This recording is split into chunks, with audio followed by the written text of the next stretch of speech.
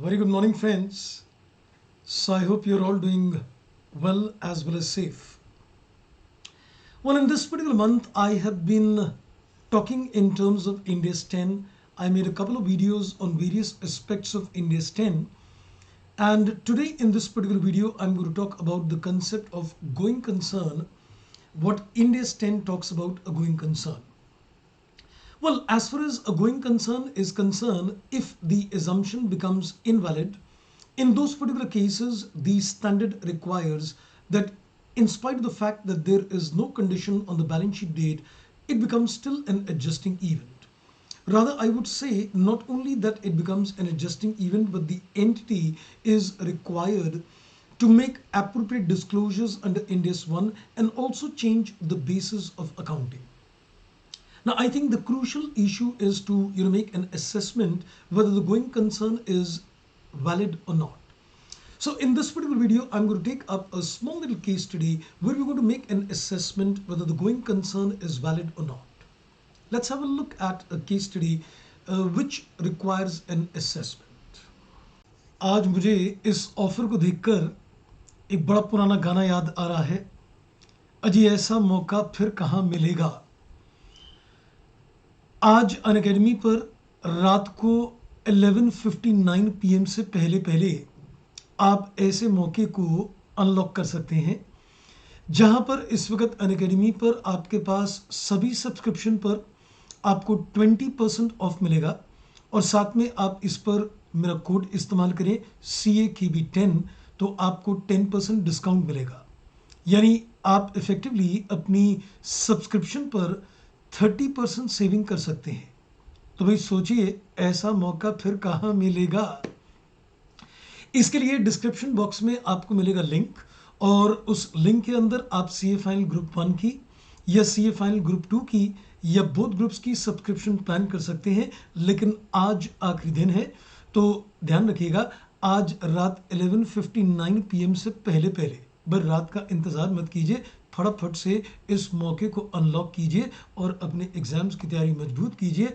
आइए let's crack it. Let's first read the facts of the case.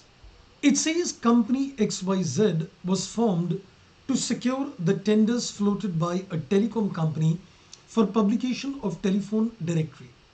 It bagged the tender for publishing directories for the Pune Circle for a period of 5 years, and it made a profits in the year 13-14, 14-15, 15-16 and 16-17. So that means it seems that out of the 5 years for which they were given this particular order, 4 years have already elapsed and they've already made a profit in the last 4 years. It bid in tenders for publication of directories for other cities, Nagpur, Nasik, Mumbai, Hyderabad, but as per the results declared on 23rd April, which is the post-balance sheet date, the company has failed to bag any of these. Its only activity till the date of publication is the Pune directory. The contract for the publication of directories for Pune will expire on December 17. That means if I'm making the balance sheet on March 17, another 9 months down the line, the company is going to completely be without work. And then it says the financial statements for the year 16-17 approved by the directors on 10th July. Now, whether it is appropriate to make the financial statements or going concern. Now, considering the facts of the case, when you say that a company is a going concern or not, the main emphasis is looking at that whether it will be able to continue in the next 12 months or not. Now, in this particular case, I think sitting on the balance sheet date 31st March 17, it is very clear that this company has the only order, which is, directories of Pune. They've applied for a lot of tenders, but they've not been able to bag any tender as well.